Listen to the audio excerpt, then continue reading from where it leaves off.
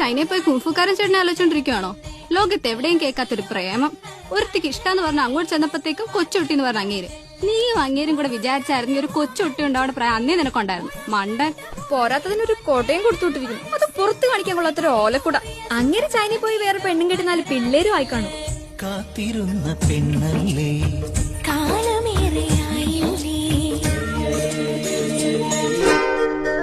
സുവാനോ Majo ചുവാഗോ ചിഞ്ചോ മതേ സോവാഗോ സഖേതോ ച്യാ 참见ച്യാ 맞아 참기 좋아 맞아 너한테 마태 sak해 서세 마태 sak해다 저 짬찜쪄 sak해